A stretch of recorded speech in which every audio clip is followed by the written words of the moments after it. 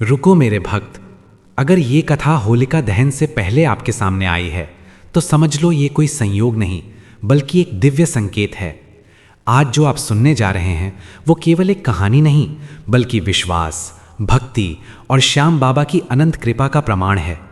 कहा जाता है होलिका दहन की पवित्र अग्नि में जो भक्त अपने दुख, भय और पाप समर्पित करता है उसके जीवन के अंधकार का अंत निश्चित हो जाता है। ये कथा भी एक ऐसे ही भक्त की है जिसकी जिंदगी होलिका दहन की रात हमेशा के लिए बदल गई। राजस्थान के एक छोटे से गांव में अर्जुन नाम का एक युवक रहता था। वो बहुत मेहनती और सरल स्वभाव का था।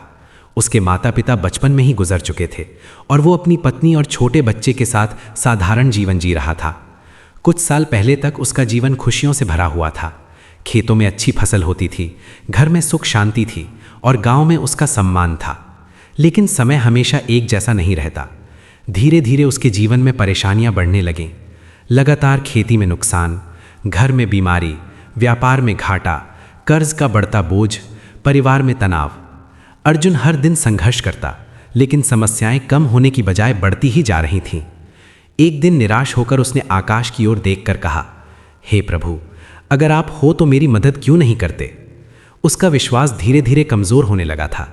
होलिका दहन से कुछ दिन पहले गांव में एक संत आए। उन्होंने मंदिर में कथा रखी और गांव वालों को भक्ति का महत्व समझाने लगे।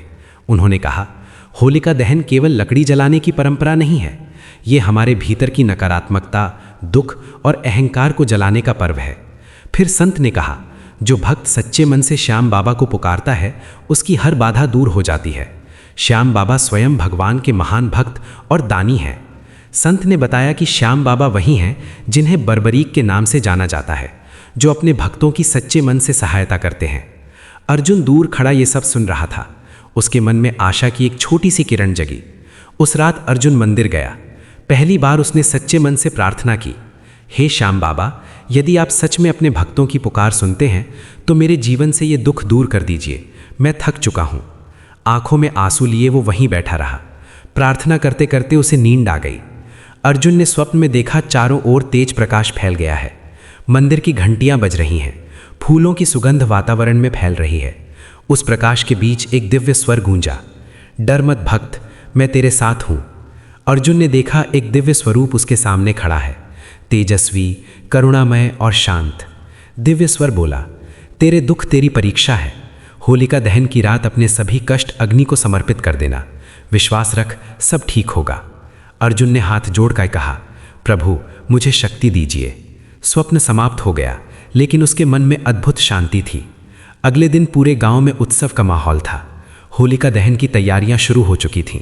लोग लकड़ियां जमा कर रहे थे, महिलाएं पूजा की थाली सजा रही थीं। अर्जुन भी पहली बार पूरे विश्वास के साथ वहां पहुंचा। जैसे ही होलिका की अग्नि जली, उसने आंखें बंद कर प्रार्थना की, हे बाबा, मेरे जीवन की सारी नकारात्मकता इस अग्नि में जल जाए।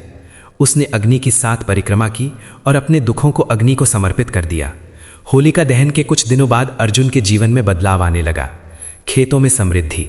उस वर्ष उसकी सूखी पड़ी जमीन पर अचानक भरपूर फसल हुई। घर में शांति, घर का तनाव समाप्त होने लगा। परिवार में प्रेम बढ़ने लगा। बीमारी दूर। उसकी पत्नी जो लंबे समय से बीमार थी धीरे धीरे स्वस्थ होने लगी। कर्ज से राहत। अचानक उसे एक नया काम मिला जिससे उसकी आर्थिक स्थिति सुधरने लगी।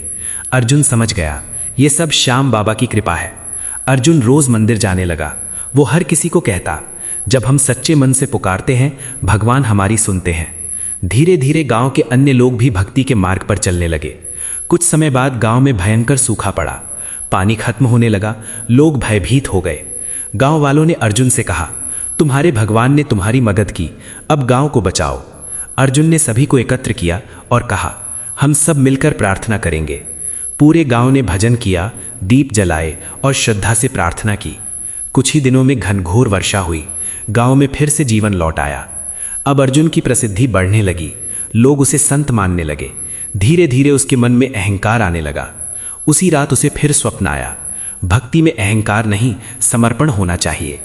अर्जुन समझ गया और उसने तुरंत अपने अहंकार को त्याग दिया। उसने अपना जीवन दूसरों की सेवा में लगा दिया। गरीबों की सहायता, भूखों को भोजन, मंदिर की सेवा, लोगों को विश्वास का संदेश।